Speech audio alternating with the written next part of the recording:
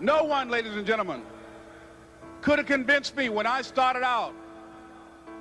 As Jack indicated, I was born in Miami, Florida, in an area called Liberty City, in an abandoned building on a hard linoleum floor with my twin brother.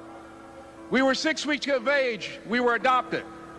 When I was in 5th grade, I was identified as EMR, labeled educable, mentally retarded, put back from the 5th grade into the 4th grade, and stayed in that category until I got out of high school. I don't have any college training, but I met a high school teacher who one day changed my life. I was waiting on another student, and when he came in, he said to me, "Young man, go to the board and write what I'm about to tell you."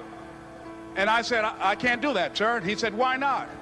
I said, "I'm not one of your students." He said, "It doesn't matter, follow my directions now." I said, "I can't do that, sir." He said, "Why not?" I said, "Because I'm educable, mentally retarded." And he came from behind his desk and he looked at me. He said, "Don't ever say that again. Someone's opinion of you does not have to become your reality." Some of you, like this young man, you've allowed what somebody said about you to hold you back. A coach, a teacher, a parent, an ex-spouse, they planted these negative seeds of what you cannot do. You're not smart enough. You're not talented enough. You're not disciplined enough. You're not attractive enough. You'll always make C's. You'll always be mediocre. You'll always struggle with your weight. No, get rid of those lies.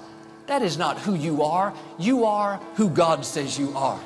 And people may have tried to push you down and tell you what you can't become. Let that go in one ear and out the other ear. What somebody said about you doesn't determine your destiny. God does. You need to know not only what you are, but you need to know what you are not. In other words, I am not who people say I am. I am who God says I am. I am not the tail. I am the head. I am not a borrower. I am a lender. I am not cursed. I am blessed.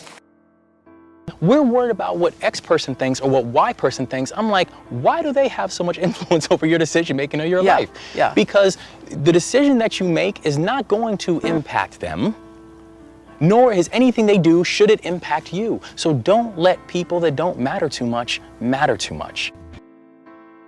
Let's face it, it is human nature to want to be liked, loved, and accepted. However, if you worry too much about the opinion of others, you run the real risk of being held hostage and through fear, never becoming the person you were supposed to be. And nothing scares me more than the thought that something so insignificant could have such a significant impact over someone's life. You can't please all of the people all of the time. It is impossible to live up to everyone's expectations, and in doing so, you'll fail to please the most important person of all, yourself. If you knew you were going to die tomorrow, would you really care what people thought of your decisions today?